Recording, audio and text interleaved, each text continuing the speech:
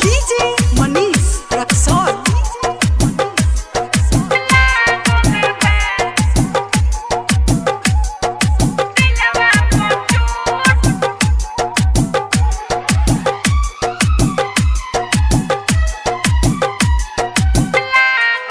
Music by Bida studio Tajpur. हमरा के दे दिहालू धोखा दिलवा पर चोट लागल बा, दिलवा पर चोट लागल बा।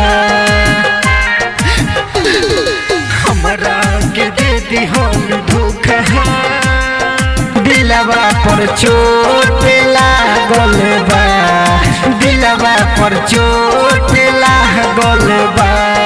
पियवा के प्यार पाके जोइबू भुलाई, इहे सोची के मन पागल बा।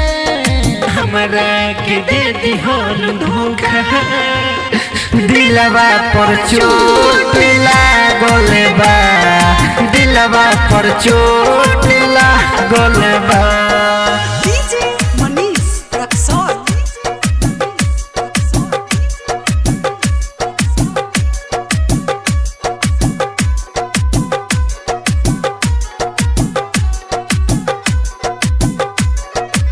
सागर डीजे।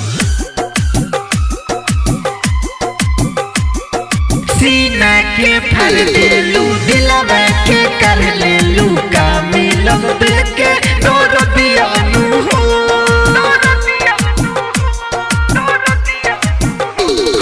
सीना के फर देलू दिलवा के कर लेलू का मिलब के तोर दियानु हो। प्यारी बात नम कोइलू हमारा से दूर भइलू जाता रू तो सुनो हे बेवफा। दे दिहलू हमरा के धोखा दिलवा पर चोट लागल बा, दिलवा पर चोट लागल बा।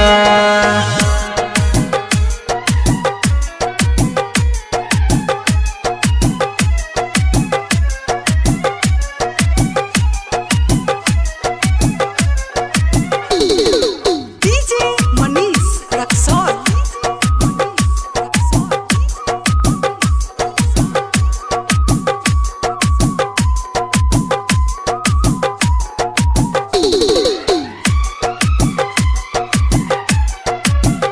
हाँ बनी है देवर तोहर राइटर मंदिर का, बनी है सजनवा गोविंदानु हो।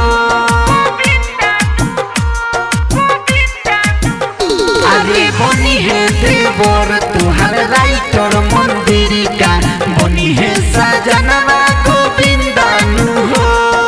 मितल सियारवा के हो प्यारवा तोहरे खातिर दिन रात जागल बा।